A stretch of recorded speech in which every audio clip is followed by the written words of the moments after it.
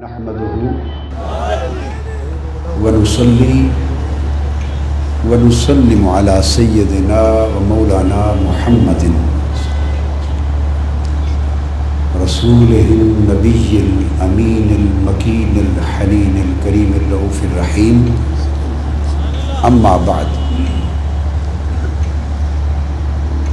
فأعوذ بالله من الشيطان الرجيم. بسم الله الرحمن الرحيم. لا أقسم بهذا البلد وأنت حل بهذا البلد ووالد وما ولد. صدق الله مولانا العظيم.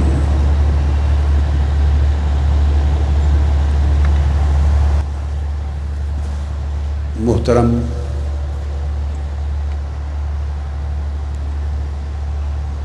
محدث اعظم دمشق، فقیہ الشام، العارف باللہ، الشیخ الکبیر، حضرت مولانا الشیخ اسعد محمد سعید الساغرجی دامت برکاتکم، محترم المقام المحقق الکبیر الاستاذ العظیم الشیخ الدکتور شہاب الدین الفرفور، استاذ جامعۃ الازہر بدمشق، محترم الداعیۃ الکبیر الخطیب العظم بجامع الاموی الشیخ ابو الخیر الشکری دامت برکاتہ، محترم المقام حضرت علامہ مولانا مظہر اللہ خان صاحب وجیہی، خطیب اعظم رامپور انڈیا، وہ میرے بائیں جانب تشریف فرما ہیں، رامپور انڈیا کے عظیم شیخ الاساتذہ اور وہاں کے خطیب اعظم، اور حیدرآباد، دکن اور انڈیا سے آئے ہوئے جلیل القدر مہمانان گرامی، معزز علماء، زعماء، لبرٹی، گلبرگ اور گرد و نواح اور لاہور کے تعلق رکھنے والے تاجر احباب، غلامان مصطفیٰ، عاشقان رسول،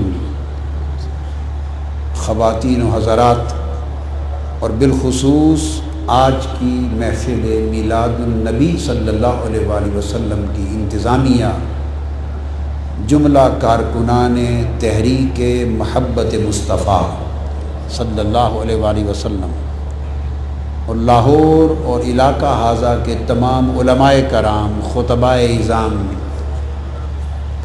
اور مبلغان عشق و غلامی مصطفیٰ، اللہ رب العزت کا شکر ہے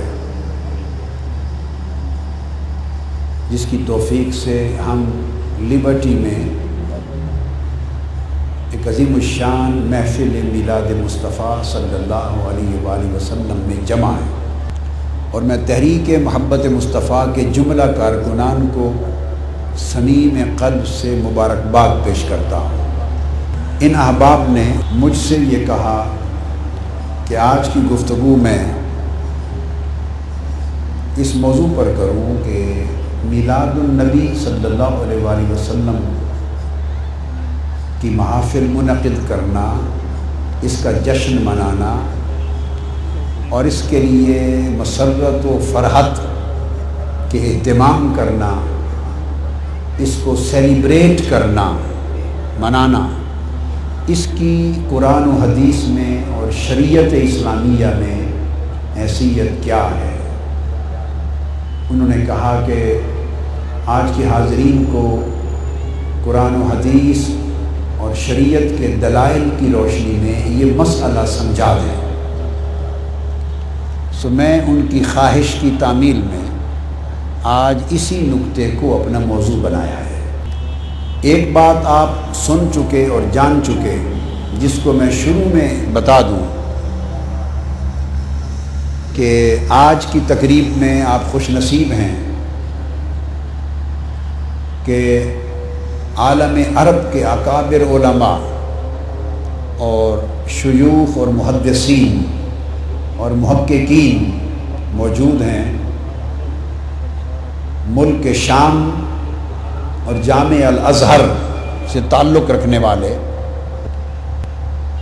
اور ملک شام اس وقت میرا ایک لفظ نپا تلا ہے، مبالغے پر مبنی نہیں ہے، نہ میں کبھی مبالغے کی بات کرتا ہوں۔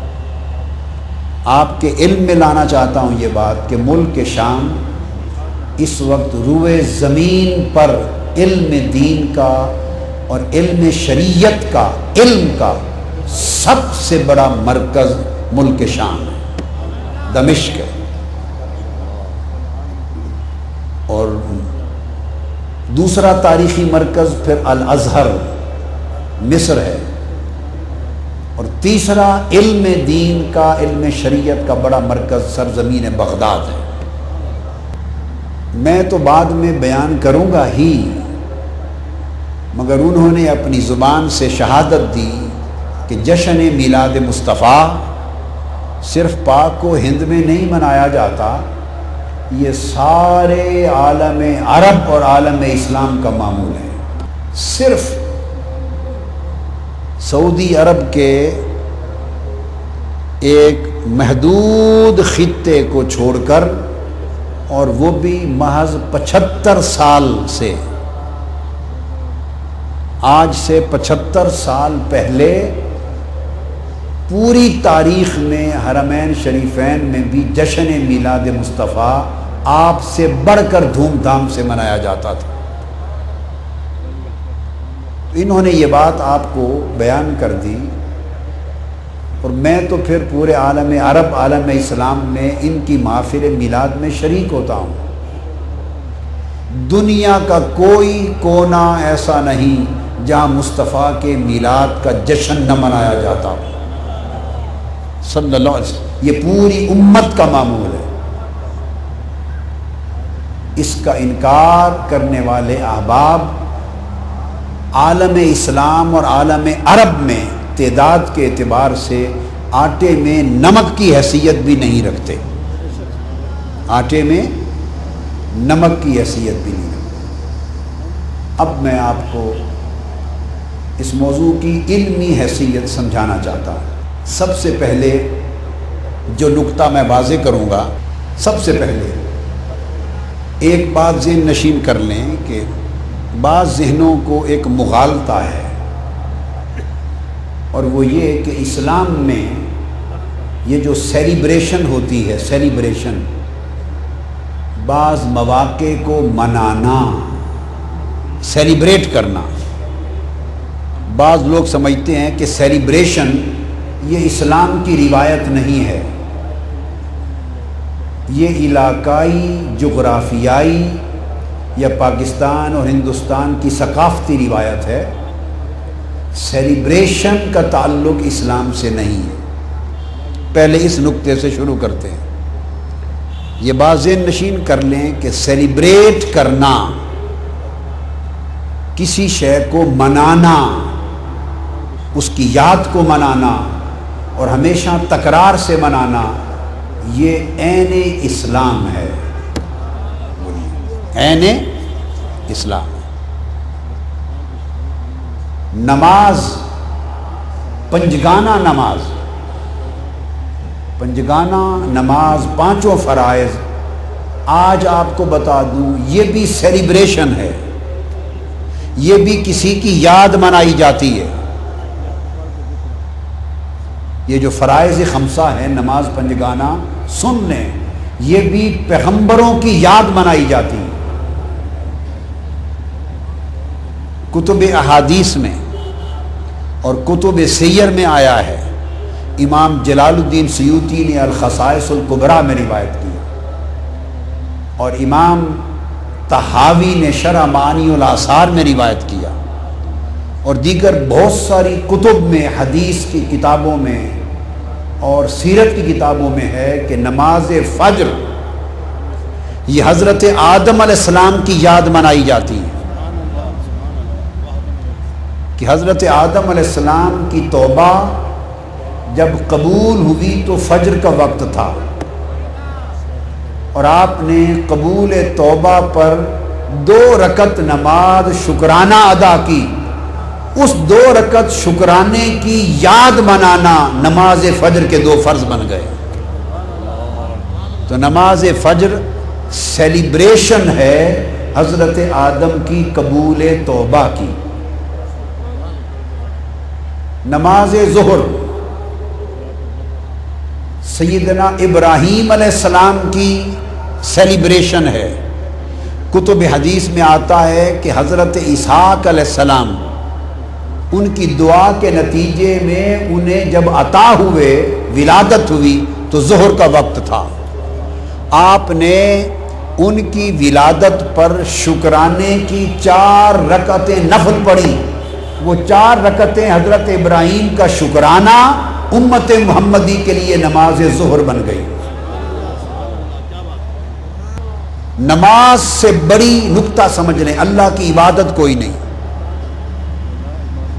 بین العبد و بین الکفر ترک الصلاۃ، مومن اور کافر کے درمیان فرق نماز ہے۔ افضل العبادات نماز، علامت ایمان ہے۔ اللہ رب العزت کی عین عبادت نماز، اس نماز کو بھی اس نے اپنے محبوب پیغمبروں کی یادگاریں بنا رکھا ہے۔ ہر نماز کو کسی پیغمبر کے ساتھ منسوب کر رکھا ہے۔ تو ظہر حضرت اسحاق کے میلاد کی یادگار ہے، حضرت اسحاق کی ولادت کی شکرانے کی یادگار ہے۔ پھر نماز عصر حضرت عزیر علیہ السلام 100 سال کی وفات کے بعد دوبارہ زندہ کیے گئے، جس کو قرآن نے کہا کم لبست، قال لبست یوما او بعد یوم۔ 100 سال کے بعد اٹھے۔ جب انہوں نے دیکھا کہ میں 100 سال کے بعد زندہ ہوا ہوں، تو اللہ کے حضور شکرانے کے 4 نفل پڑھے۔ تو شکرانے کے 4 نفل حضرت عزیر کے امت محمدی کی نماز عصر بن گئی۔ سمجھ آئی ہے بات کی؟ پھر حضرت یعقوب علیہ السلام، اور بعض روایتوں میں حضرت ایوب علیہ السلام، طویل زمانے کی علالت اور بیماری کے بعد کمزور ہو گئے تھے۔ انہوں نے 4 رکعت شکرانے کے نفل پڑھے صحت یابی کے۔ مغرب کا وقت تھا، جب 4 رکعت نفل شروع کیے، 3 رکعتیں پڑھی تھی، چوتھی پر اٹھنے کی کوشش کی، اٹھ نہ سکے، کمزور ہو گئے تھے، علالت تھی، بیٹھ گئے 3 رکعتوں پر۔ خدا نے کہا کہ 3 رکعتیں امت محمدی کی نماز مغرب بنا دی۔ پھر حضرت یونس علیہ السلام مچھلی کے پیٹ میں رہے، 40 دن کے بعد مچھلی کے پیٹ سے نکلے، 4 رکعت شکرانے کے پڑھے، امت مصطفیٰ کے لیے نماز عشاء بنا دی۔ اب جو پہلا نکتہ میں نے سمجھایا حدیث کی روشنی میں کہ نماز سے بڑھ کر اللہ کی عبادت نہیں، نماز سے بڑھ کر اونچی اللہ کی کوئی عبادت نہیں، تو جو سب سے عرفہ عبادت ہے نماز، جو معراج المؤمنین ہے، جو معراج المؤمنین ہے، اس نے اس نماز کو بھی مجرد یعنی اپنے نبی کی نسبت کے بغیر نماز بھی قبول نہیں کی۔ 5 نمازوں کو کسی نہ کسی نبی کے ساتھ جوڑ رکھا ہے، پیوستہ کر رکھا ہے۔ نماز نبی کے ساتھ جڑی تو مصطفیٰ کی امت کا فرض بن گئی، یہ اس کی عبادت ہے۔ تو یہ نماز پنجگانہ کیا ہے؟ نبیوں کی شکرانوں کی سیلیبریشن،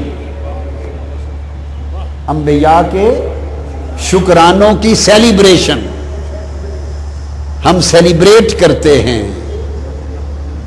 ہر روز 5 مرتبہ سیلیبریٹ کرتے ہیں، کن کو؟ نبیوں کو، اور وہ سیلیبریشن ہماری نماز پنجگانہ بن گئی۔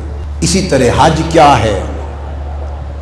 حج، مناسک کے حج سارے کے سارے نبیوں کی یادگاریں ہیں،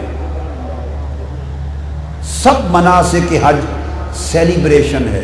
میں ابھی پہلا وہ نقطہ سمجھا رہا ہوں کہ ذہن کلیئر ہو جائیں، یہ خیال جہالت ہے کہ اسلام میں سیلیبریشن نہیں، اسلام سارا سیلیبریشن ہے، اسلام سارا سیلیبریشن ہے۔ مناسک کے حج میں اچھا بھلا لباس ہے، آپ کا شلوار ہے، قمیض ہے، عربی جبے ہیں، قبے ہیں، عمامے ہیں، خوبصورت لباس ہے، شیروانی ہے، یہ طرح طرح کے ملک کے خوبصورت لباس ہیں، مسنون لباس ہیں۔ آپ مسنون، پاک، طیب، طاہر لباس کے ساتھ حج کرنے جاتے ہیں، حکم ہوتا ہے سب لباس اتار دو، سب لباس اتار دو۔ کیا کرو؟ 2 چادریں پہن لو۔ باری تعالیٰ کیوں؟ فرمایا میرے ابراہیم کا لباس 2 چادریں تھا۔ تو حج کا لباس حضرت ابراہیم کے لباس کی سیلیبریشن ہے۔ پھر کعبے کے حرم میں داخل ہو جاؤ اور کہو لبیک اللہم لبیک، تلبیہ۔ تلبیہ کیا ہے؟ احادیث میں آتا ہے اور کل کتب تفسیر میں آتا ہے۔ حضرت عبداللہ ابن عباس رضی اللہ تعالیٰ عنہ روایت کرتے ہیں کہ جب حضرت ابراہیم علیہ السلام اور اسماعیل علیہ السلام نے مل کر کعبہ تعمیر کر لیا، کعبہ کی بنا ہو گئی، تعمیر ہو گئی، تو اللہ نے فرمایا کہ ابراہیم جبل ابو قبیس، اس پہاڑ کی چوٹی پہ کھڑے ہو کر اب لوگوں کو بلاؤ، اذن فی الناس بالحج، لوگوں کو حج کرنے کے لیے آواز دو۔ ابراہیم علیہ السلام نے پہاڑ کی چوٹی پہ کھڑے ہو کر اس وقت، آج سے 4000 سال پہلے، اس وقت آواز دی، لوگوں سے کہا، لوگوں سے، روحوں سے کہا کہ امرکم اللہ ان تحجوا بیتہ، اللہ نے تمہیں حکم دیا ہے کہ آؤ اللہ کے گھر کا حج کرو۔ تو حدیث پاک میں آتا ہے جو لوگ زمین پر زندہ تھے، اطراف و اکناف عالم تک ہر ایک نے حضرت ابراہیم کی آواز سنی۔ جو اپنی ماؤں کے پیٹوں میں تھے، جو اپنی روحیں باپ کی پشتوں میں تھیں، اور جو روحیں ابھی مالائے اعلیٰ میں تھیں، جس نے آواز سنی وہیں سے کہا لبیک اللہم لبیک۔ ابراہیم کی صدا کا جواب تھا۔ 4000 سال گزر گئے، جب وادی مکہ، حرم مکہ میں آپ قدم رکھتے ہیں، خدا کہتا ہے بے شک بلایا ابراہیم نے 4000 سال پہلے تھا، مگر مجھے جواب پسند ہے، تم ہی وہی بولی بولنے لگ جاؤ، کہو لبیک اللہم لبیک۔ تو یہ تلبیہ کیا ہے؟ سیلیبریشن ہے ابراہیم کی پکار کے جواب کی۔ آج کوئی حج پہ جانے والا سنتا ہے ابراہیم علیہ السلام کی آواز؟ یاد رکھ لیں، یہ اللہ کی پکار کا جواب نہیں ہے، میں مسئلہ سمجھا رہا ہوں۔ لبیک اللہ میں حاضر ہوں، یہ اللہ کی پکار کا جواب نہیں ہے۔ کل حدیث کی کتب اور کل تفاسیر اٹھا کے دیکھیے،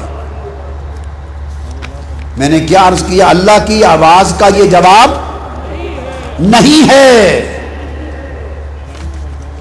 حاکم المستدرک اٹھا کے دیکھیے، بہقی کی السنن الکبریٰ اٹھا کے دیکھیے، بہقی کی شعب الایمان اٹھا کے دیکھیے، امام طبری کی تاریخ طبری دیکھیے، جامع البیان دیکھیے، عبداللہ ابن عباس کے شاگرد تابعی حضرت مجاہد، ان کی تفسیر دیکھیے، امام سیوطی کی الدر المنصور دیکھیے، امام اسقلانی کی فتح الباری دیکھیے، جو کتاب اٹھا کے دیکھیں۔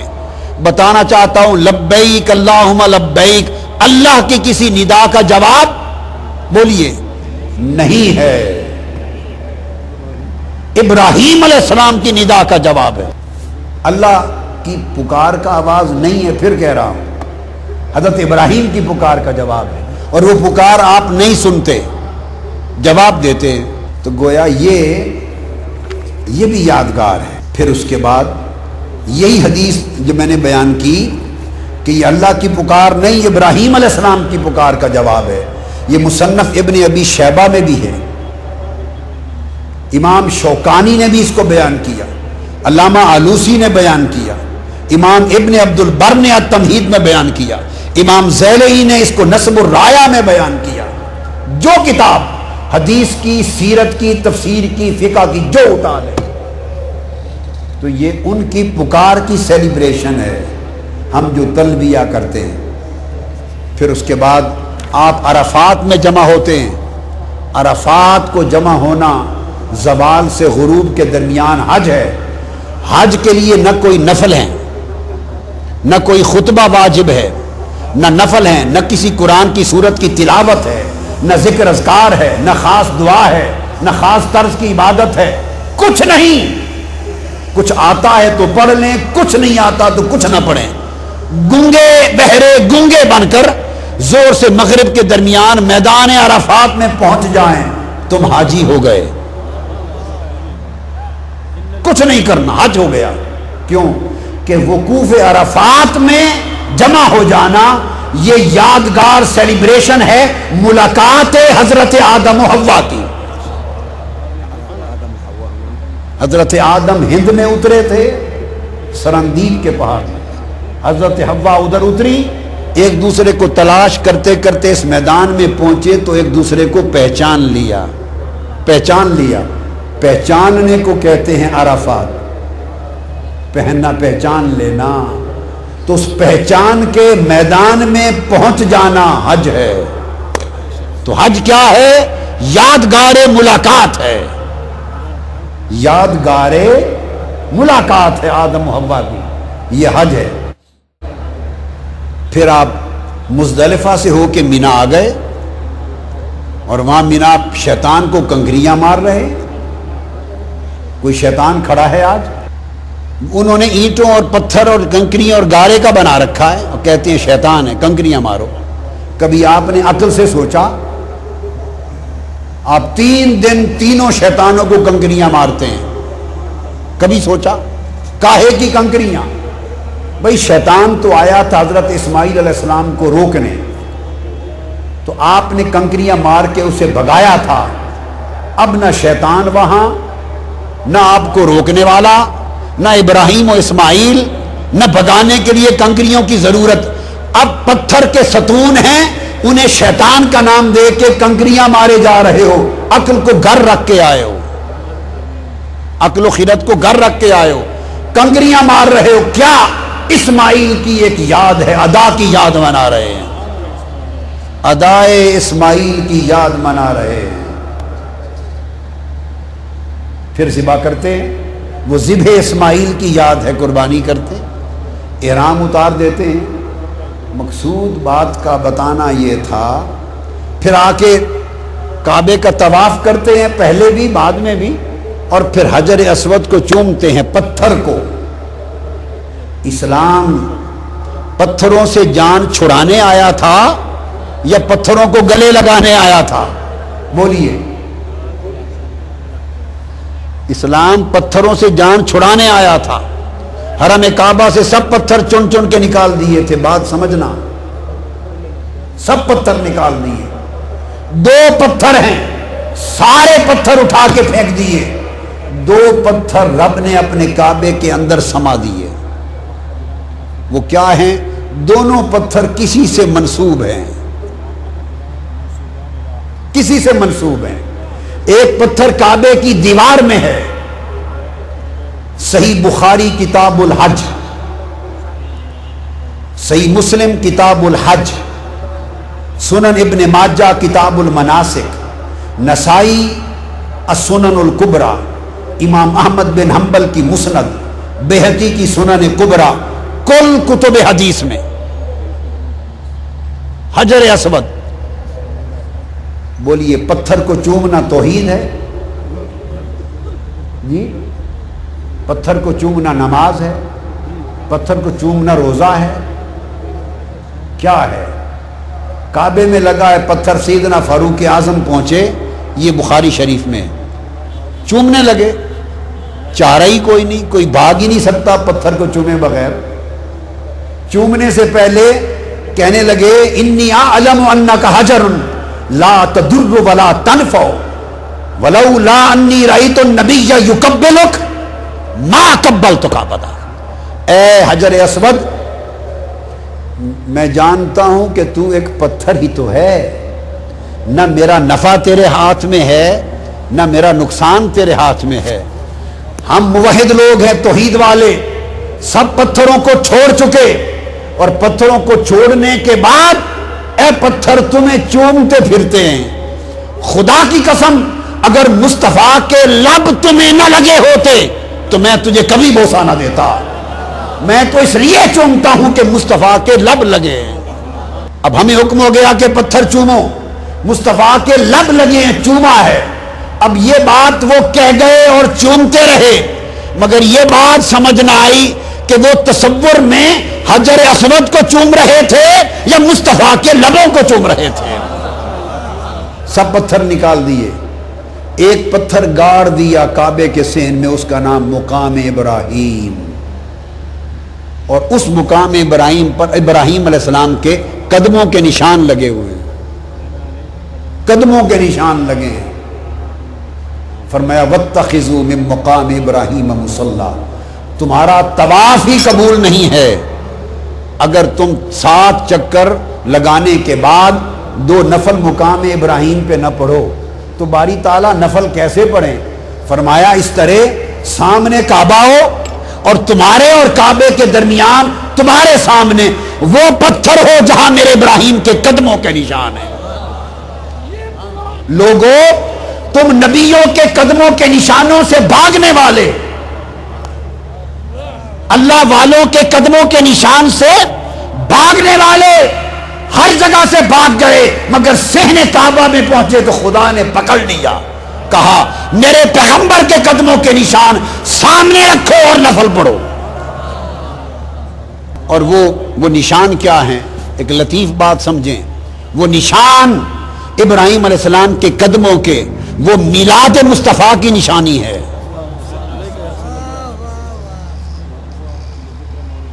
قدمہ سیدنا ابراہیم علیہ السلام یا علامت میلاد المصطفیٰ، حضور کے میلاد کی نشانی ہے۔ آپ کہیں گے وہ کیسے؟ یہ وہ پتھر تھا جس پہ کھڑے ہو کے ابراہیم علیہ السلام نے کعبہ تعمیر کیا، اس پر کھڑے تھے، تعمیر کیا تو پتھر پگھل گیا اور آپ کے قدموں کے نشان ثبت ہو گئے، پتھر کے سینے میں لگ گئے قدموں۔ جب کعبہ بن گیا ابراہیم علیہ السلام اسی پتھر پہ کھڑے تھے، اسی پتھر پہ کھڑے تھے۔ اب عرض کیا باری تعالیٰ میں نے تیرا گھر بنا دیا، اب اجازت ہو تو تجھ سے مزدوری مانگ لیں، مزدوری اجرت مانگ لیں۔ نحن نسأل اجرا منک لہذا البنا، اللہ نے فرمایا مانگ لو، کیا مانگتے ہو؟ ابراہیم علیہ السلام نے عرض کیا باری تعالیٰ وَجْعَلْنَا أُمَّةً مُسْلِمَةً لَكَ وَأَرِنَا مَنَاسِكَنَا، یہ مانگ کر پھر فرمایا وَابْعَثْ فِيهِمْ رَسُولًا مِّنْهُمْ، میرے مولا مزدوری اتنی دے اس کعبے کی تعمیر کی کہ وہ امت جس میں نبی آخر الزمان آنے والا ہے وہ امت ہماری اولاد سے ہو، اور اتنی مزدوری دے دے کہ مجھے مصطفیٰ کا دادا بنا دے، مجھے مصطفیٰ کا باپ بنا دے۔ اجعلنی جد محمد المصطفیٰ ہذہ اجرتا وابعث فیہم رسولا، یعنی واجعل فیہم رسولا ای واجعل فی ذریتنا محمدا نبیا آخر الزمان، حضور کو ہماری اولاد میں پیدا کر۔ کیا مطلب؟ مجھے محمد کا بولو دادا بنا دے، کیونکہ قیامت کے دن ہر کسی کو نسبت سے پکارا جائے گا، جب میری باری آئے ابراہیم تو مجھے مصطفیٰ کا دادا کر کے پکارا جائے گا۔ قرآن میں ہے اذ یرفع ابراہیم القواعد من البیت و اسماعیل ربنا تقبل منا انک انت السمیع العلیم ربنا واجعلنا مسلمین لک ومن ذریتنا امة مسلمة لک من ذریتنا وَابْعَثْ فِيهِمْ رَسُولًا مِّنْهُمْ يَتْلُو عَلَيْهِمْ آیَاتِکَ، میری نسل میں مصطفیٰ بھیج تاکہ میں مصطفیٰ کا دادا بنوں۔ تو انہوں نے اس پتھر پہ کھڑے ہو کر ولادت کے مصطفیٰ کی دعا کی تھی۔ یہ ہے نکتہ، هذه النکتہ هو دعا ولادت المصطفیٰ فی ذریتہ اذا کان قائما علی نفس الحجر، مقام ابراہیم۔ حضور کے میلاد کی دعا کی تھی کہ میری اولاد میں حضور کی ولادت ہو۔ اب اگلی بات غور سے سنیں، اس پتھر کی خصوصیت یہ ہے کہ جہاں کھڑے ہو کر میلاد مصطفیٰ کی دعا کی گئی کہ میری اولاد میں حضور کی ولادت ہو۔ اب یہ بتائیے، ساری زندگی میں ایک ہی پتھر پہ حضرت ابراہیم کے قدم لگے تھے اور کسی پتھر پہ ان کے قدم نہیں لگے تھے؟ وہ تو نبی جس پتھر پہ قدم رکھتا پتھر پگھل جاتا تھا۔ عمر ساری پتھریلی زمینوں میں گزاری، ساری عمر پتھریلی زمینوں پر لاکھوں پتھروں پہ قدم آئے ہوں گے، حضرت ابراہیم کے کسی پتھر پہ قدم محفوظ نہ رہے۔ اس پتھر پہ قدم کیسے محفوظ رکھے گئے؟ اس لیے رکھے گئے کہ یہ قدم کے نشان میلاد مصطفیٰ کی دعا سے متعلق تھے، چونکہ اس مقام ابراہیم پر قدمین ابراہیم ہیں، ابراہیم علیہ السلام کے قدم، اور قدم نشان ہیں اس دعا کے جو میلاد ولادت مصطفیٰ کی دعا ابراہیم نے تعمیر کعبہ کی اجرت مزدوری کے طور پہ مانگی تھی، حضور کی ولادت کا نشان ہے۔ اللہ نے کہا سب پتھر نکال دو، میرے مصطفیٰ کی ولادت کی علامت یادگار پتھر ہے، اس کو سین کعبہ میں گاڑ دو۔ اب تمہارا حج نہیں ہوتا جب یادگار ولادت مصطفیٰ کے قدموں کے نشان کے پتھر کو سامنے رکھ کے نفل نہ پڑھ لو۔ گویا مقام ابراہیم کی نماز ہر وقت حضور کا میلاد منایا جا رہا ہے۔ یہ میں نے آپ کو بتایا کہ کس طرح اسلام میں سیلیبریشن کا تصور ہے۔ یہ پہلا نکتہ تھا جس پر بنیاد رکھی۔ اب اس سے اگلی بنیاد کرتا ہوں۔ حضور علیہ الصلوۃ والسلام کی اپنی سنت ہے ایام منانا، دن منانا آقا علیہ السلام کی اپنی سنت ہے۔ یہ بات آپ سمجھیں، حدیث پاک میں ہے کہ آقا علیہ الصلوۃ والسلام، یہ جو حدیث اس وقت میں دے رہا ہوں یہ کتاب الصوم ہے، کتاب الصوم صحیح بخاری، اور باب ہے باب صیام یوم عاشورہ، یوم عاشورہ کے روزوں کا باب، اور صحیح بخاری کی حدیث ہے، اور حضرت ابو موسیٰ اشعری رضی اللہ تعالیٰ عنہ حدیث کے راوی۔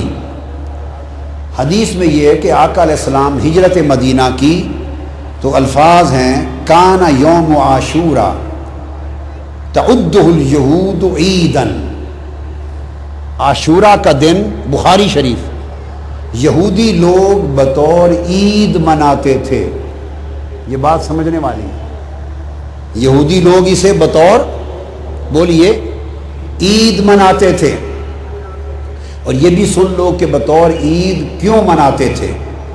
اس سے اوپر کی حدیث اسی بخاری شریف جو حضرت عبداللہ ابن عباس رضی اللہ تعالیٰ عنہ سے مروی ہے، اس میں فرمایا یوم عید اس لیے مناتے تھے کہ انہوں نے فرمایا ھذا یوم صالح، ھذا یوم نجى اللہ بنی اسرائیل من عدوهم فصامہ موسیٰ، فرمایا یہ نیک دن ہے، یہ موسیٰ علیہ السلام کا یوم فتح ہے، فرعون پر فتح ہوئی تھی اور آپ بنی اسرائیل کو لے کے نجات دلا گئے تھے، پار چلے گئے تھے دریائے نیل سے، فرمایا چونکہ یوم فتح ہے حضرت موسیٰ کا، اس لیے حضرت موسیٰ نے شکرانے کا روزہ رکھا۔ اور اب اگلی حدیث میں حضرت ابو موسیٰ اشعری فرماتے ہیں کہ وہ یوم عید مناتے تھے، وہ پیغمبر صلی اللہ علیہ وسلم جو حکم دیتے تھے کہ یہودیوں کی مخالفت کیا کرو، یہود و نصارہ کی مخالفت کرو، ان سے مشابہت نہ کرو، ان سے اپنے نظام کو جدا رکھو، ان کی مخالفت کرنے کا حکم دینے والے نبی نے جب ان سے سنا کہ یہ حضرت موسیٰ کا یوم فتح ہے، یعنی یوم موسیٰ ہے، اور یہ یہودی بطور عید مناتے ہیں، حضور علیہ السلام نے صحابہ سے فرمایا قال النبی فصوموہ انتم، تم بھی اسے روزہ رکھ کر منایا کرو۔ ان کا یوم عید تھا، یوم موسیٰ تھا، چونکہ حضرت موسیٰ نے روزہ رکھ کے منایا تھا۔ آقا علیہ السلام نے فرمایا مت دیکھو کہ یہودیوں کا دن ہے، فرمایا ہم یہودیوں سے بڑھ کر حضرت موسیٰ کے حقدار ہیں۔ ارے لوگوں، مصطفیٰ یہودیوں سے بڑھ کر حضرت موسیٰ کے حقدار ہیں، وہ ان کا یوم منائے تو امت محمدی سے بڑھ کر مصطفیٰ کا حقدار کون ہے؟ ہم یوم مصطفیٰ مناتے ہیں۔ یہی کلمات صحیح مسلم میں ہیں، یہی کلمات، اور یہی جو میں نے آپ کو بتایا وہ بخاری شریف میں، اور مسلم شریف میں کتاب الصیام حدیث ہے کان یوم عاشورہ، یہ صحیح مسلم میرے ہاتھ میں، یومن تعظمہ الیہود وتتخذہ عیدا، میں زور دے رہا ہوں لفظ عید پر، لفظ عید پر، کہ روزہ تو رکھتے تھے یہود، یوم عاشورہ تو سیلیبریٹ کرتے تھے، مگر الفاظ ہیں کہ اسے عید کا دن بنا کر مناتے تھے۔ آقا علیہ السلام پیچھے نہیں ہٹے کہ ان کا عید کا دن ہے ہم کیوں سیلیبریٹ کریں، نہیں، نسبت چونکہ حضرت موسیٰ سے ہے، فرمایا میری امت بھی سیلیبریٹ کرے۔ اور اس دن یہودی عورتیں زیور پہنتی، یہ بھی صحیح مسلم شریف میں ہے، اچھے لباس پہنتی، بطور عید مناتے، آقا علیہ السلام نے صحابہ کو اس کے منانے کا حکم دے دیا۔ یہ وہ بنیادی چیز تھی جو میں نے سمجھائی کہ یوم منانا آقا علیہ الصلوۃ والسلام کی سنت ہے۔ حضور علیہ السلام نے خود نسبت موسیٰ سے یوم موسیٰ کو منایا۔ پھر آگے یہ دن مسند امام احمد بن حنبل میں حدیث ہے، فرمایا کہ یہ وہ دن ہے یوم عاشورہ جس دن حضرت نوح علیہ السلام کی کشتی جودی پہاڑ پر جا کے لگی تھی۔ مسند امام احمد بن حنبل میں حدیث آئی ہے، حضرت ابو ہریرہ اس کے راوی ہیں، فرمایا یہ عاشورہ کا دن یوم موسیٰ بھی ہے، یوم نوح بھی ہے، فرمایا اس کو مناؤ، تو مصطفیٰ نے یوم نوح بھی منایا اور یوم موسیٰ بھی منایا۔ اور صحیح بخاری میں ایک اور حدیث ہے کہ جاہلیت میں یہ وہ دن ہے عاشورہ کا جس دن کعبے کو غلاف چڑھایا گیا تھا، تو یہ یوم غلاف کعبہ بھی تھا۔ تو جب دور جاہلیت میں ہجرت مدینہ سے پہلے بھی آقا علیہ السلام اس دن کو مناتے تھے، تو حضور نے یوم غلاف کعبہ بھی منایا۔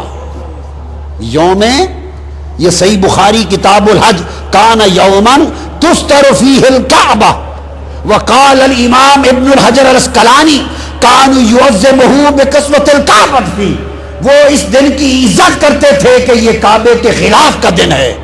تو آپ نے دیکھا کہ حضور نے یوم نوح بھی منایا، حضور نے یوم موسیٰ بھی منایا، اور حضور نے یوم غلاف کعبہ بھی منایا۔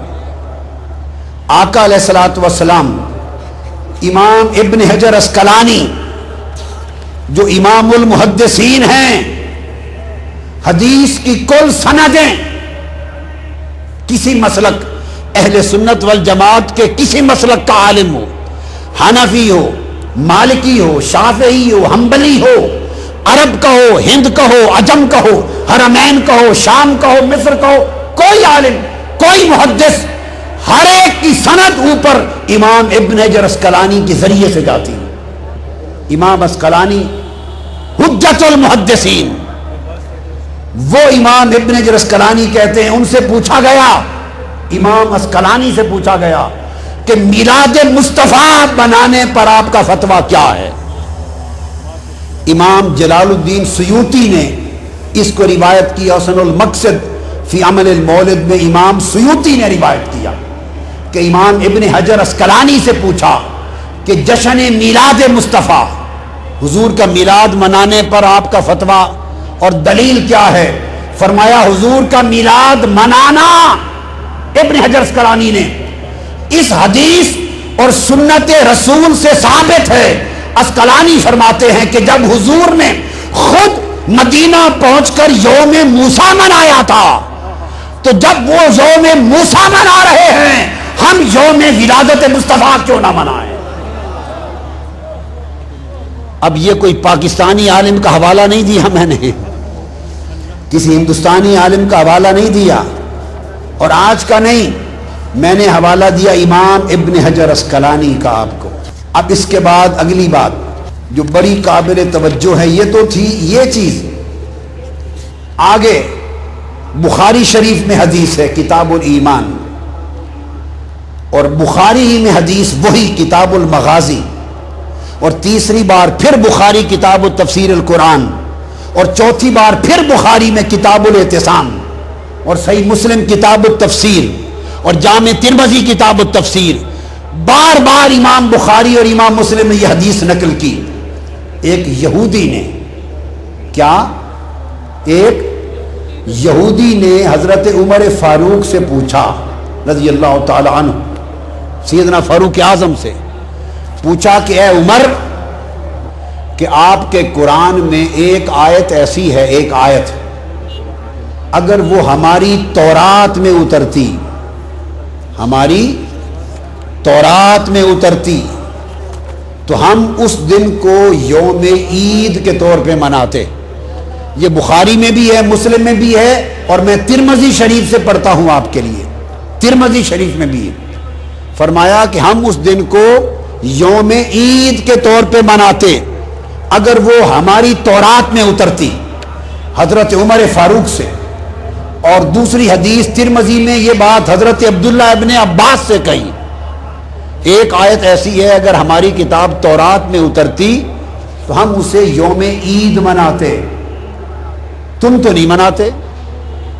حضرت عمر فاروق نے، اور دوسری روایت نے حضرت میں عبداللہ ابن عباس نے پوچھا، بتاؤ بھائی وہ کون سی آیت ہے اگر تمہاری تورات میں اترتی تو تم عید کے طور پہ مناتے؟ تو یہودی نے جواب دیا وہ آیت ہے الیوم اکملت لکم دینکم واتممت علیکم نعمتی ورضیت لکم الاسلام دینا۔ یہ جو تکمیل دین کی آیت ہے کہ آج کے دن میں نے تمہارا دین مکمل کر دیا۔ یہودی کہتا ہے عبداللہ ابن عباس اور اے عمر، اگر یہ آیت ہماری کتاب میں آتی اس دن خوشی سے ہم اس کو عید کا دن بناتے۔ اب آگے سنیے، میں براہ راست بخاری بھی ہے، مسلم بھی، اور ترمذی شریف سے براہ راست حدیث پڑھ رہا ہوں۔ جامع ترمذی کتاب تفسیر القرآن، باب 6 من سورۃ المائدہ، قال قرأ ابن عباس اليوم اکملت لکم دینکم واتممت علیکم نعمتی وعندہ یہودی فقال لو انزلت هذه علینا لاتخذنا یومها عیدا، ہم اس کو عید بنا لیتے۔ قال ابن عباس فإنها نزلت في يوم عيدين، فإنها نزلت في يوم عيدين في يوم الجمعة وفي يوم عرفہ۔ اس نے کہا تم ایک عید مناتے، ہم اس آیت کے اترنے کے دن پہلے ہی 2 عیدیں مناتے ہیں۔ یہ آیت عرفات میں اتری تو یوم عرفات بھی ہماری عید ہے، یہ آیت جمعہ کے دن اتری، جمعہ کا دن بھی مسلمانوں کی عید ہے۔ تو لوگوں، بخاری، مسلم اور ترمذی شریف اور صحابہ کرام بتا رہے ہیں قرآن کی ایک آیت اترے، کیا بولیے؟ قرآن کی ایک آیت الیوم اکملت لکم، دین کس پر اترا؟ بولیے کس پر اترا؟ بولیے اللہ کی نعمت کس پر تمام کی گئی؟ ہمارے لیے دین اسلام کس کے صدقے سے منتخب کیا گیا؟ اور اس نبی پر ایک آیت اتری الیوم اکملت لکم دینکم۔ صحابہ کہتے ہیں خدا کی قسم اس ایک آیت کے زمین پر اترنے کا دن 2 عیدوں کا دن ہے، اور جس دن ساری آیتوں والا رسول آیا، کل قرآن والا رسول آیا، وہ ایک عید میلاد النبی کیا کروڑوں عیدوں کا دن ہے۔ ساری عیدیں مصطفیٰ کی ولادت کی عید پر قربان ہیں۔ حدیث کے لیے سنو، وہ صحیح، حدیث صحیح ہے، اب مجھے پوچھئے، بعض لوگوں کو خیال آتا ہے کہ اسلام میں جی صرف 2 عیدیں ہیں، بعضوں کو یہ خیال ذہن میں کھٹکتا ہے کہ یہ تیسری عید کہاں سے نکال لی۔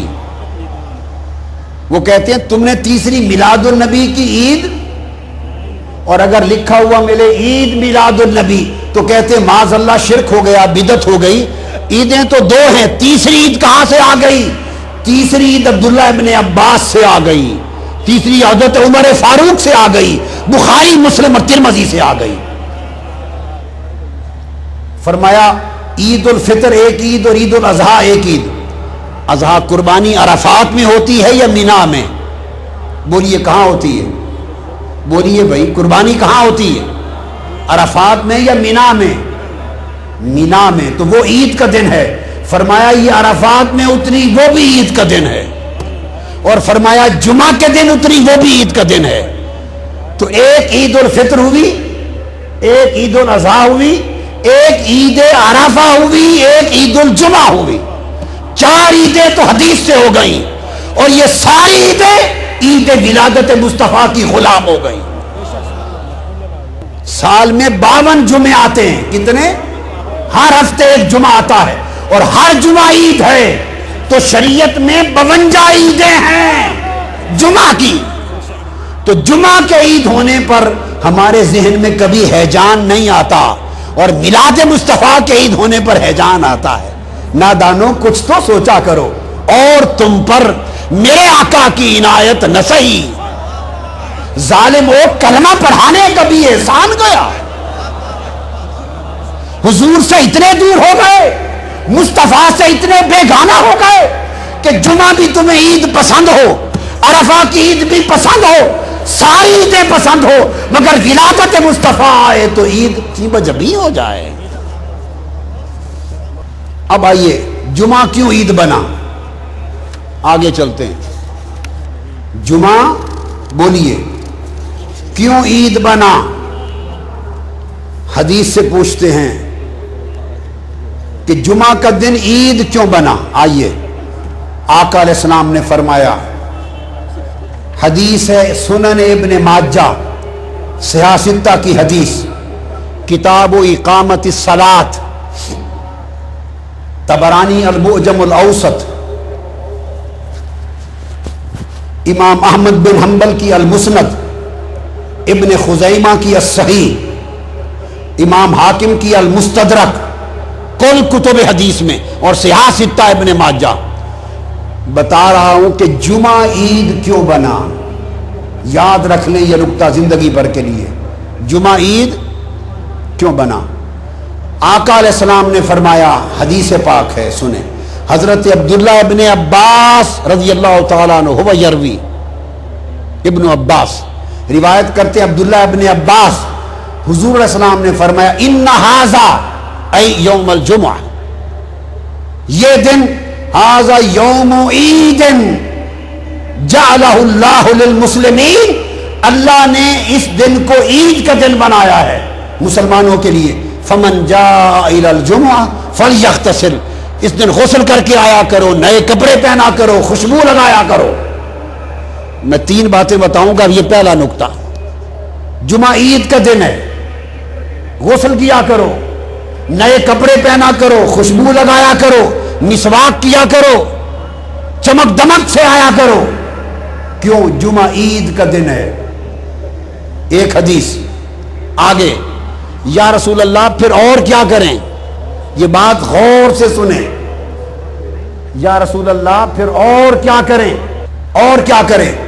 دوسری حدیث سنن ابی داؤد کتاب الصلاۃ باب فضل یوم الجمعہ، اور سنن نسائی کتاب الجمعہ، اور ابن ماجہ کتاب و اقامت الصلاۃ، حضرت اوس بن اوس روایت کرتے ہیں رضی اللہ تعالی عنہ۔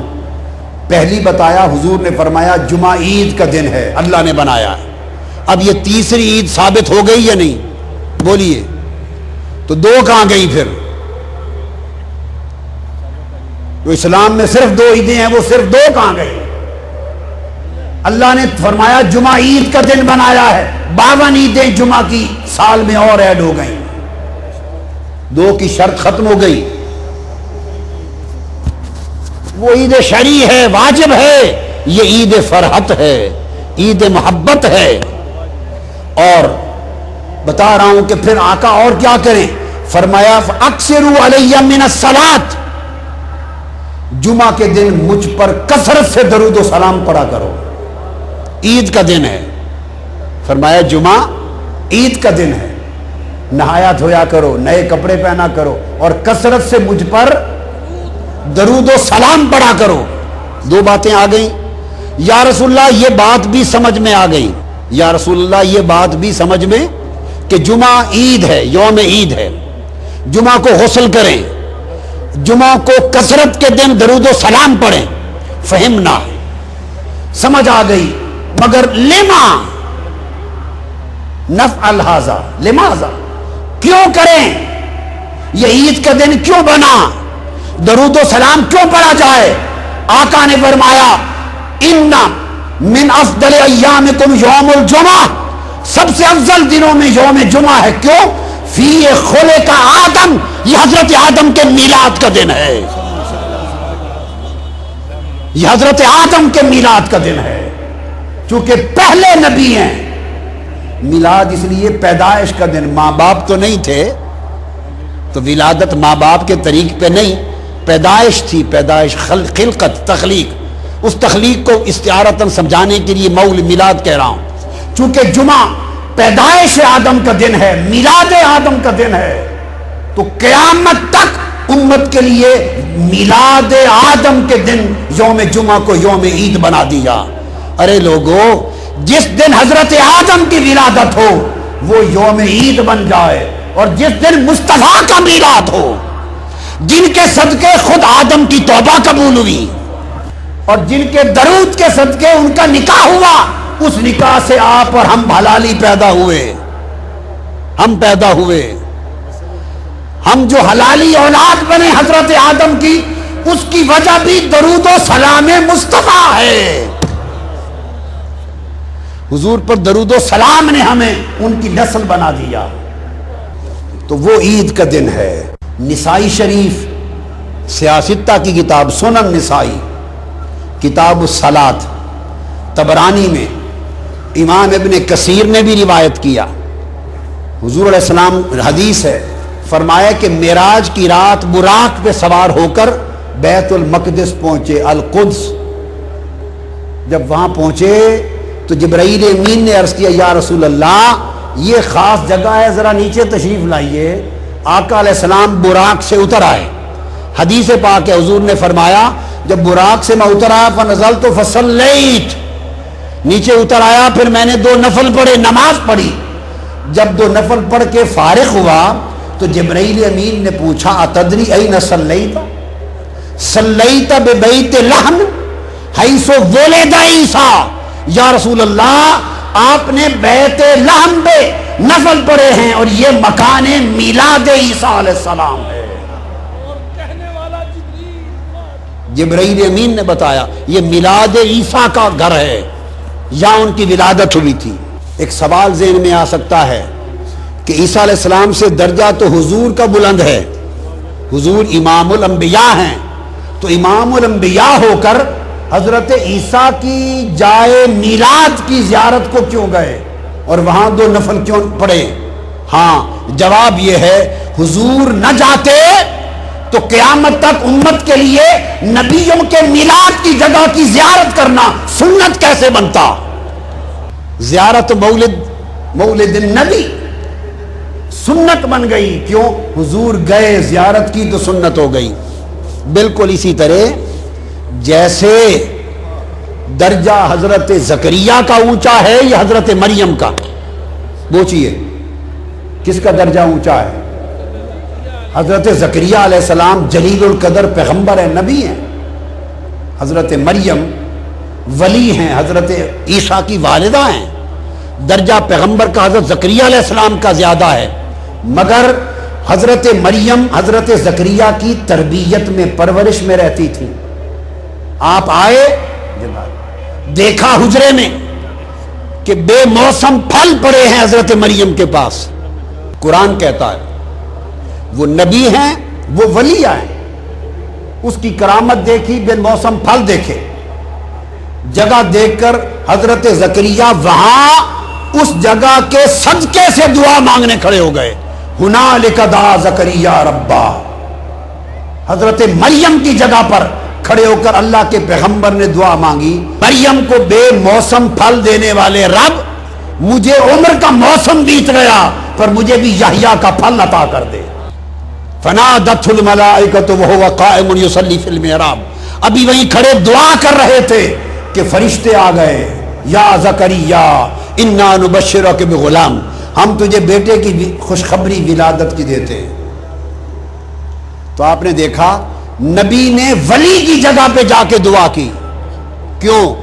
اگر ولی کوئی کام کرے اور ہم اسے نبھائیں تو باعث برکت ہوتا ہے، مگر شریعت میں سنت نہیں ہوتا. لوگ انکار کر سکتے تھے کہ برکت ہے، شریعت میں سنت نہیں. رب نے نبی سے ولی کی جگہ پہ دعا کروائی تاکہ انسانیت کے لیے سنت انبیاء بن جائے. اللہ نے مصطفیٰ کو حضرت عیسیٰ کے مقام میلاد پر بھیجا تاکہ ہمارے لیے میلاد منانا سنت بن جائے. حضور نے معراج کی رات اوپر بعد میں گئے، بیت لحم میں عیسیٰ کا میلاد پہلے منایا. کون عیسیٰ؟ وہ جن کا ولادت کے وقت ہی اللہ نے ان کا میلاد منا دیا تھا. حضرت عیسیٰ ان کی ولادت کے وقت ہی اللہ نے ان کا میلاد بولیے منا دیا تھا. کیسے؟ حضرت مریم سے فرمایا مریم جب عین میلاد عیسیٰ کا وقت آیا، یعنی میلاد عربی میں ولادت کو کہتے ہیں. کسے کہتے ہیں؟ جب ولادت عیسیٰ کا وقت آیا تو فرمایا مریم یہاں آ جا، کھجور کے درخت کے نیچے عیسیٰ کا میلاد ہو رہا ہے، ولادت ہو رہی ہے. میلاد عیسیٰ کی برکت میں حضرت مریم کو کھجور کے گچھے نیچے کر دیے تو گویا شیرینی بھی کھلا دی اور نیچے سے میٹھے پانی کا شربت بھی پلا دیا. فرمایا نیچے سے چشمہ ٹھنڈے میٹھے پانی کا ہے، یہ میلاد عیسیٰ کا شربت ہے، اور یہ کھجوریں کھا، یہ میلاد عیسیٰ کی شیرینی ہے. اللہ نے شیرینی بھی بانٹی میلاد عیسیٰ پر، شربت بھی بانٹا چشمے کا میلاد عیسیٰ پر. خدا عیسیٰ کا میلاد منائے تو کھجور کی شیرینی اور ٹھنڈے چشمے کے شربت پلائے. اور اس خدا نے جب مصطفیٰ کا میلاد منایا، عیسیٰ کے میلاد پر کھجور بانٹی، مصطفیٰ کے میلاد پر کل عرب میں بیٹے بانٹ دیے، کسی کے گھر بیٹی نہیں کی، سارا سال بیٹے عطا کیے. میلاد مصطفیٰ منایا، خشک درخت ہرے کر دیے، وادیاں شاداب کر دی، کمزور دبلے پتلے جانور طاقتور کر دیے، بے اولادوں کو اولاد دے دی. رب نے میلاد منایا. آپ ٹیوبیں کمکمیں لائٹیں لگاتے ہیں تو آپ کمکمیں لگا کر مصطفیٰ کا میلاد مناتے ہیں. خدا نے فرمایا فرشتوں سارے ستارے آمینہ کی چھت کے اوپر کر دو، مصطفیٰ کا میلاد ہے، تم کمکمیں ہو جاؤ. یہ تو خدا کا منانا تھا. اب آگے چلیے، حضور نے اپنا میلاد خود منایا. کون ہے جو اس میلاد منانے کو سنت مصطفیٰ ثابت ہو جانے کے بعد انکار کرے؟ حدیث ہے بیہقی شریف، ان کی السنن الکبریٰ، حوالے سنتے آئیے. امام عسقلانی فتح الباری میں، امام عسقلانی تہذیب التہذیب میں، امام عسقلانی تلخیص الحبیر میں، امام مزی تہذیب الکمال میں، تہذیب الاسماء میں، ان تمام کتب میں، امام سیوطی الحاوی للفتاوی میں، امام ذہبی میزان الاعتدال میں، طبرانی المعجم الاوسط میں، مقدسی الاحادیث المختارہ میں، کل کتب میں حدیث ہے کہ حضور علیہ الصلوۃ والسلام نے اعلان نبوت کے بعد بکرے ذبح کیے اپنی ولادت کی خوشی میں، اور صحابہ کو اکٹھا کر کے لنگر اپنے میلاد کا کھلایا. حدیث کے لفظ ہیں ان النبی صلی اللہ علیہ وسلم عقہ عن نفسہ بعد النبوہ. بیہقی سنن کبریٰ میں اور مسند بزار میں بھی ہے.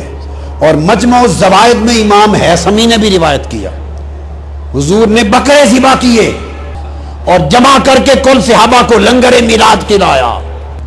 بعض علماء نے کہا کہ یہ میلاد کے بکرے نہیں حضور نے کیے تھے، عقیقہ کے تھے۔ بعض یہ سمجھتے ہیں کہ یہ میلاد کا نہیں تھا، یہ بکرے ذبح کر کے جو لنگر کھلایا تھا یہ عقیقہ تھا۔ یہ اگر عقیقہ تھا اور میلاد نہیں تھا، عقیقہ وفات پہ ہوتا ہے یا ولادت پہ ہوتا ہے؟ عقیقہ کس خوشی میں ہے؟ موت کی وفات پر ہوتا ہے یا ولادت پر ہوتا ہے؟ ارے کوئی میلاد کا مانے یا عقیقہ مانے، عقیقہ تو میلاد کی خوشی کا کھانا ہے، ولیمہ شادی کی خوشی کا کھانا، عقیقہ ولادت کی خوشی کا کھانا۔ بعض یہ سمجھتے ہیں کہ یہ میلاد کا نہیں تھا، یہ بکرے ذبح کر کے جو لنگر کھلایا تھا یہ عقیقہ تھا۔ یہ اگر عقیقہ تھا اور میلاد نہیں تھا، عقیقہ وفات پہ ہوتا ہے یا ولادت پہ ہوتا ہے؟ عقیقہ کس خوشی میں ہے؟ موت کی وفات پر ہوتا ہے یا ولادت پر ہوتا ہے؟ ارے کوئی میلاد کا مانے یا عقیقہ مانے، عقیقہ تو میلاد کی خوشی کا کھانا ہے، ولیمہ شادی کی خوشی کا کھانا، عقیقہ ولادت کی خوشی کا کھانا۔ اب ہوا کیا؟ عقیقہ آپ کا 7ویں دن آپ کی ولادت کے بعد حضرت عبد المطلب آپ کے دادا نے کر دیا تھا۔ زاد المعاد، زاد المعاد امام ابن القیم روایت کرتے ہیں، علامہ ابن تیمیہ کے شاگرد، امام حلبی سیرت حلبیہ میں روایت کرتے ہیں کل کتب میں کہ حضرت عبد المطلب آپ کے دادا نے ولادت کے 7ویں دن عقیقہ کر دیا تھا۔ ابو داؤد شریف، سنن ابی داؤد اٹھائیے، سنن ترمذی، ہر کتاب حدیث کی، عقیقہ صرف 7ویں دن ہوتا ہے ولادت کے۔ اور حدیث میں حضور علیہ السلام نے فرمایا اگر 7ویں دن توفیق نہ ہوئی تو 14ویں دن 14، اگر 14ویں دن توفیق نہ ہوئی 21ویں دن 21۔ بس یہ عقیقے کے دن مقرر ہیں۔ حضور کا عقیقہ 7ویں دن ہو گیا صلی اللہ علیہ وسلم۔ سوال یہ ہے 7 دن بھی گزر گئے، 14 دن بھی، 21 دن بھی، تو 40 سال کے بعد بعد النبوہ، اعلان نبوت کے بعد ابھی عقیقہ کرنا تھا؟ استغفر اللہ العظیم۔ اگر ذہن میں یہ خیال آئے کہ اس لیے عقیقہ کیا کہ جب آپ کا عقیقہ کیا گیا تو وہ دور جاہلیت تھا، قبل البعثہ، قبل البعثہ، تو آپ نے چاہا ہوگا کہ میں اپنی نبوت کے بعد اپنی شریعت میں پھر دہراؤں، اعادہ کروں۔ ایک خیال ہے، اس کا جواب دیتا ہوں کہ شاید آپ نے فرمایا کہ وہ بعثت سے پہلے دور جاہلیت میں تھا اور میں نبوت کے بعد دہراؤں۔ سنو، اگر دور جاہلیت میں بعثت سے پہلے کا عمل ناجائز ہو گیا اور دہرانا پڑا تو عقیقہ سے پہلے ضروری تھا کہ حضور حضرت خدیجہ الکبریٰ والا نکاح دہراتے، نکاح دہراتے سب سے پہلے۔ وہ بعثت سے 15 سال پہلے ہوا تھا، حضرت خدیجہ الکبریٰ سے 15 سال پہلے ہوا تھا۔ وہ خدیجہ الکبریٰ کا نکاح جو بعثت سے پہلے تھا، جس سے سیدہ فاطمہ ہوئی، جس سے رقیہ ہوئی، جس سے حضرت زینب ہوئی، جس سے ام کلثوم ہوئی، جس سے ابراہیم ہوئے، قاسم ہوئے، طیب و طاہر، کل اولاد جس الکبریٰ سے ہوئی، جب اعلان نبوت کیا وہ نکاح تو دہرایا نہیں، عقیقہ کیوں دہرانے لگے؟ اس نکاح کا تو مہر بھی حضرت ابو طالب نے پے کیا تھا۔ اور جو لوگ حضرت ابو طالب کے بارے میں بدگمانی اور بد اعتقادی رکھتے ہیں وہ بھی سمجھ لیں اگر آقا کی بارگاہ میں قبولیت نہ ہوتی تو ان کا مہر اپنے نکاح میں قبول نہ کرتے۔ ان کے نکاح بھی حضرت ابو طالب نے دیا، مہر بھی اپنی جیب سے دیا، اس نکاح سے کل آل رسول پیدا ہوئی۔ حضور نے نکاح خدیجہ الکبریٰ کا تو اعادہ نہیں کیا، تو عقیقہ کا اعادہ اس سے زیادہ ضروری ہو گیا؟ نہیں۔ تو پھر کیا کیا؟ وہ جس کو عقیقہ کا لفظ بولا گیا وہ دراصل کھانا ہے، ذبح ہے بکروں کا، صدقہ خیرات ہے. فی فرحۃ المولد ہذہ عقیقہ والولیمہ ہذا فی فرحۃ الزواج. یہ دو کھانے ہیں. شادی کی خوشی کا کھانا ولیمہ کہلاتا ہے، ولادت میلاد کی خوشی کا کھانا عقیقہ کہلاتا ہے. تو آقا نے حدیث پاک ہے اعلان نبوت کے بعد کون صحابہ کو جمع کیا اور اپنی شریعت میں، اپنی سنت میں اپنے میلاد کا لنگر کھلا کر قیامت تک میلاد مصطفیٰ منانا سنت بنا دیا. اور پھر اس سنت پر اجر عطا کیا، حضور کے میلاد کی خوشی پر اجر عطا کیا. اجر صحیح بخاری کی حدیث ہے، یہ بخاری شریف میرے سامنے ہے، کتاب النکاح. اس میں آتا ہے واقعہ یہ ہے کہ آقا کی ولادت کے وقت ابو لہب نے اپنی لونڈی سویبہ کو بھیجا کہ جاؤ میرے مرحوم بھائی عبداللہ کے گھر آج اولاد ہونے والی ہے، جا کے دیکھو اور مجھے خبر دو. آقا علیہ السلام کی ولادت ہوئی. سویبہ نے حضور کو ہاتھوں پہ لیا صلی اللہ علیہ وسلم، دوڑی دوڑی آئی اور آ کر ابو لہب کو خوشخبری دی، ابو لہب کو، اور کہا ابو لہب مبارک ہو، اللہ نے تمہارے مرحوم بھائی کے گھر بیٹا محمد پیدا فرما دیا ہے. یہ حدیث بخاری شریف کی کتاب النکاح میں ہے، مصنف عبد الرزاق میں ہے، بہقی کی سنن کبریٰ میں ہے حاضر حدیث، بہقی کی شعب الایمان میں ہے، بہقی کی دلائل النبوت میں ہے، امام ابن کثیر نے اپنی تفسیر ابن کثیر میں دیا ہے، اور امام بغوی نے شرح السنہ میں روایت کیا، امام زیلعی نے نصب الرایہ میں، امام اسقلانی نے فتح الباری میں، امام عینی نے عمدۃ القاری شرح البخاری میں، اور عالم عظیم علماء دیوبند کے علامہ انور شاہ کاشمیری نے بخاری کی شرح فیض الباری میں سب میں روایت کیا کہ جب ولادت ہوئی تو سویبہ نے آ کے مبارک دی، ابو لہب اللہ نے تجھے بھتیجا محمد عطا کیا. ابو لہب نے اپنی ان دو انگلیوں کے اشارے سے اس کو کہا سویبہ میرے بھتیجے محمد کی ولادت، میرے بھتیجے محمد کے میلاد کی خوشی میں جا تمہیں آزاد کیا. سویبہ آزاد ہو گئی. پھر ابو لہب وہ شخص تھا جس کی مذمت میں قرآن اترا، تبت یدا ابی لہب وتب، بدبختی میں رہا، مر گیا حالت کفر میں. مرنے کے 1 سال بعد حضور کے چچا اور اپنے بھائی حضرت عباس بن عبد المطلب کو خواب میں ملا 1 سال بعد. یہ کل کتب حدیث میں امام اسقلانی اور امام ابن کثیر نے سب کو جمع کر دیا، تمام حدیث کو. سال بعد اپنے بھائی حضرت عباس کو ملا. حضرت عباس نے پوچھا بتاؤ بھائی ابو لہب کفر پہ مرے کیا حال ہے؟ اس نے کہا بڑی بری حالت ہے، برا حال ہے، برا حال ہے. اوپر دوزخ کی آگ، نیچے آگ، آگے پیچھے دائیں بائیں دوزخ کی آگ میں جلتا رہتا ہوں. الا ان العذاب يخفف عني كل يوم اثنين فقال ذلك ان النبي صلى الله عليه وسلم ولد يوم الاثنين وكانت سويبة بشرت ابا لہب بمولده فاتقها.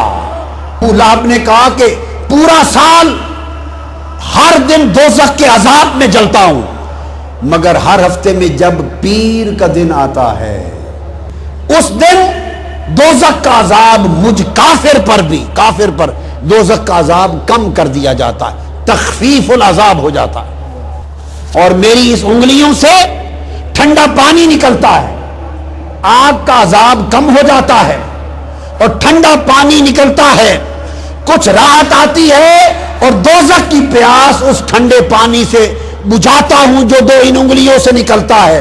اور کیوں؟ اس نے کہا وجہ یہ ہے کہ پیر کے دن ولادت مصطفیٰ ہوئی تھی، اور جب سویبہ نے آ کر مجھے میلاد مصطفیٰ کی خوشخبری سنائی تو میں نے اس خوشی میں اس کو آزاد کیا تھا. حضور کے میلاد کی خوشی کا عمل آج بھی میرے لیے عذاب کی کمی کا باعث بنتا اور ٹھنڈے پانی کا چشمہ پلاتا رہتا ہے۔ اب آپ دیکھیے کافروں کا کوئی عذاب، کافر کا کوئی عمل آخرت میں اجر کا باعث نہیں ہوتا۔ اعمال الکفرۃ ھباء منثورا، کافر کے عمل کو آخرت میں اجر نہیں ملتا۔ وہ ابو لہب ہے، کافر کے لیے آخرت میں کوئی اجر نہیں ہے۔ لیس لہم اجر فی القیامہ وفی الآخرہ للکفار، وہ کافر ہی نہیں، کافروں کا سردار تبت یدا ابی لہب ہے۔ اور اس نے جو آزاد کیا صہیبہ کو، وہ بھی میلاد النبی سمجھ کے نہیں، بھتیجے محمد کی ولادت سمجھ کر اس خوشی میں رب نے کہا ابو لہب تو ابو لہب سہی، بدبخت سہی، پر میرے محبوب کا میلاد تو منایا ہے۔ کسی کافر کو کسی عمل کا اجر نہیں دوں گا، مگر کافر مصطفیٰ کا میلاد منائے تو اس کا اجر برقرار رہے گا۔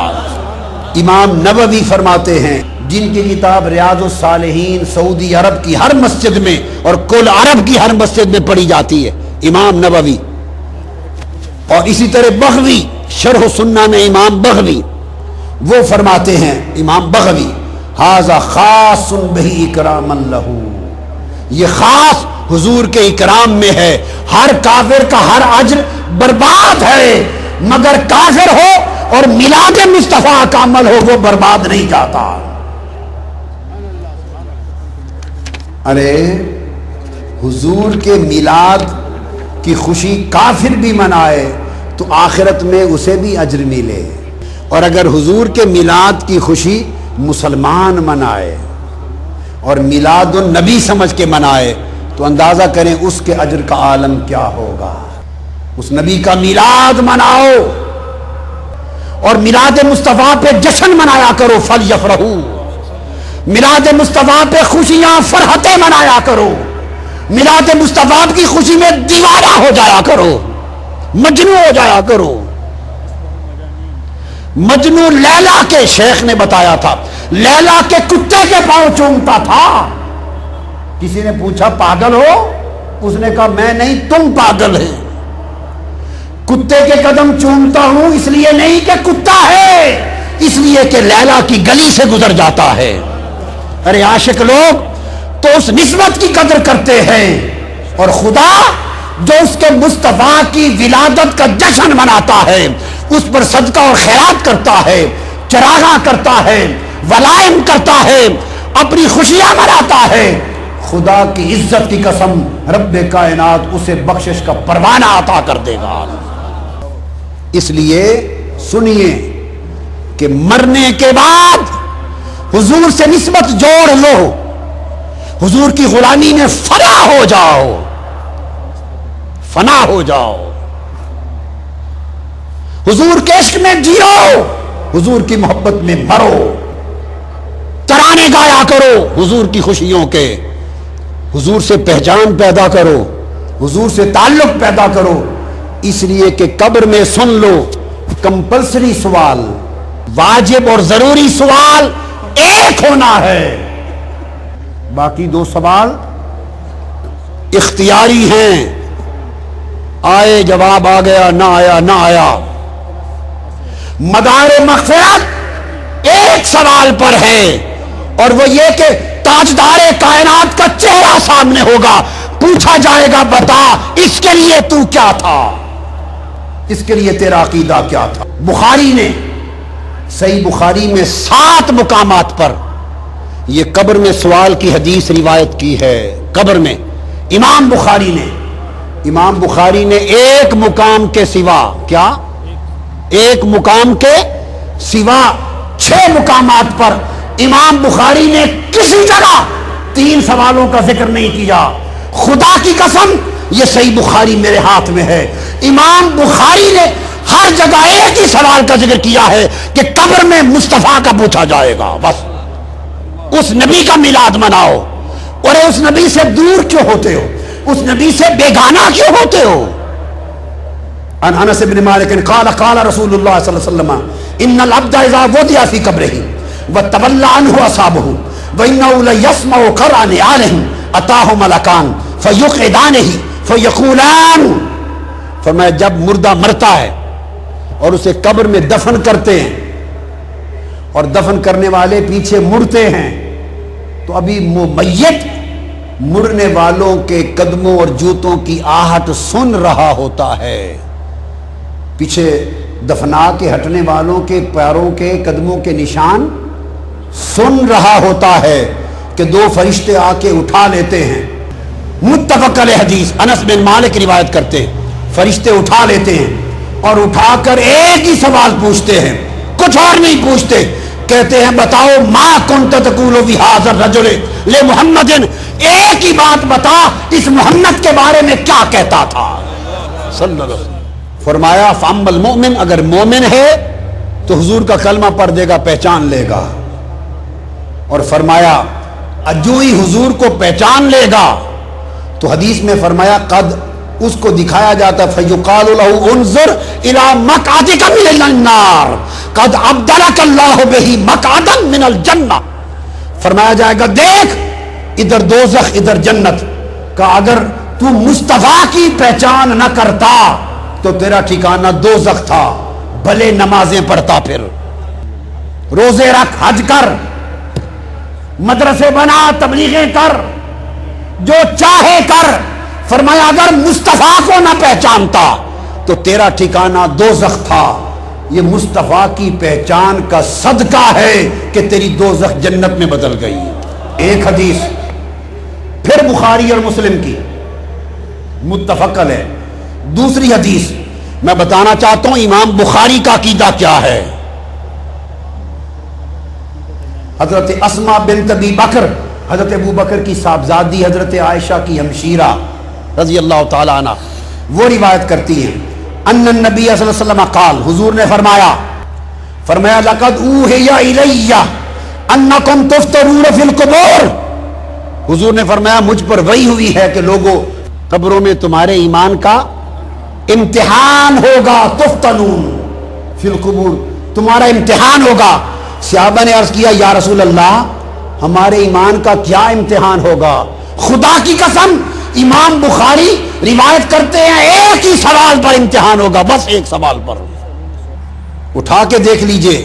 پہلی حدیث صحیح بخاری کتاب الجنائز باب ما جاء فی عذاب القبر، حدیث نمبر 1308، اس لیے بتا دیا پڑھ لیں، کوئی یہ نہ کہے کہ میں نے کچھ اس میں سے چھپا دیا ہے۔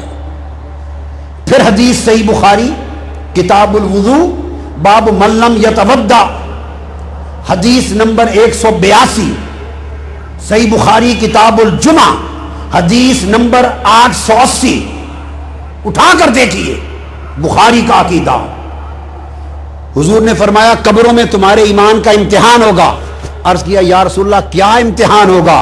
حضور نے فرمایا جب تم قبر میں رکھ دیے جاؤ گے فَيُقَالُ مَا عِلْمُكَ بِهَذَا الرَّجُلِ، تم سے پوچھا جائے گا بتاؤ تمہارا عقیدہ مصطفیٰ کے بارے میں کیا ہے، بس وَمَا كُنْتَ تَقُولُ فِي حَقِّ هَذَا الرَّجُلِ اِذَا وَرَدَ كَانَ يَكُونَ عَلَى الْمُضَارِعِ كُنْتَ تَقُول كَانَ يَقُول اِذَا وَرَدَ كَانَ يَكُونَ عَلَى الْمُضَافِ لِلْمُضَارِعِ يفید للاستمرار الماضی والاستمرار۔ وقال ما كنت تقول، یہ نہیں پوچھا جائے گا یہ کون ہے، پوچھا جائے گا نہیں کیا کہا کرتا تھا، مسجدوں میں جمعے کے دن کیا کہا کرتا تھا، ربیع الاول میں کیا کہا کرتا تھا، هذا الماضی المستمر اے فی حیاتک ما كنت تقول فی حیاتک، الان انت عرفت هذا محمد رسول اللہ ولكن نحن نسأل ماذا علمك قبل وفاتك قبل موتك۔ آج لے ان کی پناہ، اعلی حضرت نے کہا آج مدد مانگ ان سے، کل نہ مانیں گے قیامت کو اگر مان گیا۔ یہ بخاری اور مسلم ہے، ایک ہی سوال ہوگا، ایک ہی۔ اس ہستی کے میلاد کو منانے سے حضور سے تعلق جڑتا ہے، محبت پیدا ہوتی ہے، پہچان ہوتی ہے۔ یہ لفظ صحیح مسلم کے۔ پھر پھر آقا علیہ السلام نے پھر اسی طرح فرمایا. ایک اور بڑی پیاری حدیث وہ ابن ماجہ میں ہے، سیاستہ ابن ماجہ اور امام احمد بن حنبل، وقال اسنادہ صحیح. وہ حدیث کیا ہے؟ وہ حضرت عائشہ اور حضرت ابو ہریرہ سے روایت ہے. تیسری حدیث ان النبی صلی اللہ علیہ وسلم، الفاظ پہ غور کریں. قال اما فتنۃ القبر، پوچھا گیا یا رسول اللہ قبر کا فتنہ، قبر کی آزمائش کیا ہوگی؟ قبر کی آزمائش کیا ہوگی؟ قال اما فتنۃ القبر فبی تفتنون وانی تسألون. حاضر الحدیث. صحابہ نے پوچھا یا رسول اللہ قبر کا امتحان کیا ہوگا؟ فرمایا سنو، قبر کا امتحان میرے بارے میں تمہیں آزمایا جائے گا اور میرے بارے میں سوال کیا جائے گا. بس. صحابہ نے پوچھا یا رسول اللہ کیا کہیں گے؟ حضور نے فرمایا فرشتے پوچھیں گے فیما کنتا، پوچھیں گے مسلمان تھا کافر تھا؟ وہ کہے گا مسلمان ہوں. فرمایا اگر مسلمان ہے تو جواب دو ما ھذا الرجل الذی کان فیکم، یہ مصطفیٰ کون ہے؟ بس اتنی بات پوچھی جائے. اب آپ کو میں آخری بات سمجھا دوں، آپ کے ذہن میں آئے گا کہ پھر 3 سوال کیسے؟ وہ بھی حدیث میں ہے مگر زیادہ ایک ہی سوال. حدیثوں میں 3 سوالوں کا بھی ذکر ہے، من ربو کا، ما دینوں کا، اور تیسرا. اب میں تطبیق کر دوں، تطبیق کہ 3 سوال اور 1 سوال. تطبیق کیا ہے؟ التطبیق بینہما کیا ہے؟ تطبیق یہ ہے جو پہلا سوال ہے من ربو کا، وہ صرف یہ جانچنے کے لیے ہے کہ مومن ہے کوئی مسلمان رب کو ماننے والا ہے یا کافر ملد اور دہریہ ہے، آتش پرست ہے، سورج پرست ہے، ستارہ پرست ہے، مجوسی ہے، کافر ہے، روسی ہے. کون ہے؟ رب کو مانتا ہے یا اگر وہ کہے گا ہاں میرا رب اللہ رب کو مانتا ہوں، ایک طرف کر دیا جائے گا. اگر رب کو مانتا ہے تو اس کا مطلب ہے یا یہودی ہوگا یا عیسائی ہوگا یا مسلمان ہوگا. اگر رب کو مانتا ہے من ربوں کا جواب آ جائے تو مطلب ہے یہ یا یہودی ہے یا عیسائی ہے یا مسلمان، رب کو ماننے والا، کتابوں کو ماننے والا ہے. یہ امتحان نہیں ہے، ابھی نکھارا ہو رہا ہے، نتارا ہو رہا ہے، ابھی تقسیم ہو رہی ہے. جیسے میں کہوں بھائی لبرٹی والے ادھر ہو جائیں اور بقایا گولبرگ والے ادھر ہو جائیں، ایسے تقسیم ہو رہی ہے. رب کو ماننے والے ہاں ماننے والا ہوں، اچھا یہ یہودی ہے یا عیسائی ہے یا مسلمان. اگلا سوال ما دینوں کا، یہ بھی امتحان نہیں ہے، یہ بھی امتحان لیس الامتحان ما دینوں کا. یہ پرکھنا ہے کہ اگر یہودی ہے تو بتائے گا ما دینوں کا یہودیہ، عیسائی ہے تو بتائے گا مسیحیہ، مسلمان ہے تو کہے گا دینی اسلام. یہ پرکھنے کے لیے کہ مذہب کیا ہے. جب اس نے کہا دینی الاسلام، میرا دین اسلام ہے، اسے کہا پترا ادھر آ جا، مسلمان ہے، مسلمان آ جا، ہور تیرا امتحان ہوئے گا. ہائے ہائے رولا مک گیا. پہلے 2 سوال خدا کی قسم امتحان نہیں ہیں، وہ الگ الگ کرنے کے لیے ہیں کہ ہے کون، کافر ہے یا مومن. اگر مومن ہے تو اہل کتاب یہودی عیسائی ہے یا مسلمان. جب اس نے کہا مسلمان ہوں تو کہا ادھر آ جا، آ جا میری طرف. اب کھڑا ہو گیا. مسلمان ثابت ہو جانے کے بعد کوئی اور سوال نہیں، ایک ہی سوال ہے. اگر تو مسلمان ہے تو بتا یہ مصطفیٰ کا عقیدہ کیا ہے. بس لو کنت مسلما الان قلت ماذا تقول فی هذا الرجل. السؤالان اولیان کانا للتفریق والامتیاز لیس للامتحان. السؤال والامتحان فقط واحد. آ جا، ایک ہی سوال ہے، مصطفیٰ کے بارے میں کیا کہتا تھا. ختم یہ کرنا چاہتا ہوں کہ یہ حضور کا میلاد منانا ہوا تو قبر میں بھی تنہا حضور کا پوچھ کر دراصل وہاں بھی حضور کا میلاد منایا جا رہا ہے کہ مانتا تھا یا نہیں.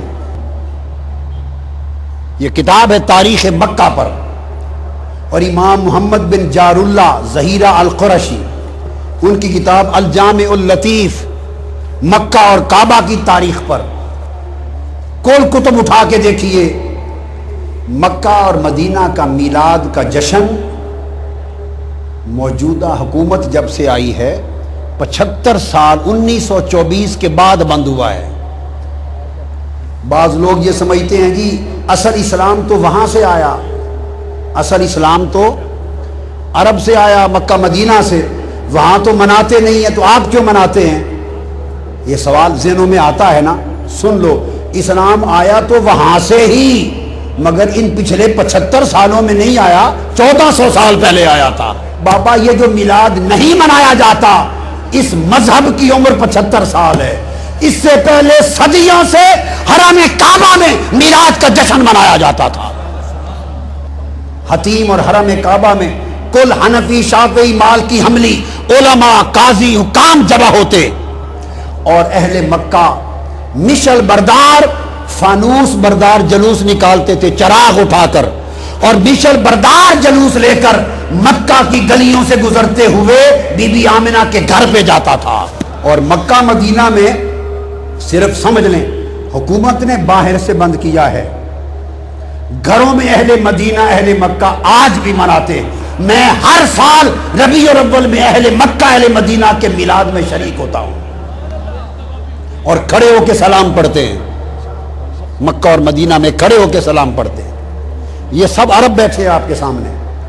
یہ محدث اعظم الشیخ اسعد محمد السعید الصاغر جی فقیہ الشام 8 سال تک مسجد نبوی میں حدیث پڑھائی ہے انہوں نے، حرم مدینہ میں محدث 8 سال پڑھایا ہے وہاں۔ یہ حجت ان کی کتابیں دینی مدارس میں داخل نصاب ہیں، مدارس میں۔ یہ ازہر کے اساتذہ میں سے جلیل عالم بیٹھے ہیں، دمشق سے، یہ جامع اموی سے بیٹھے ہیں، یہ ساری دنیا میں میلاد ہوتا ہے، مناتے ہیں۔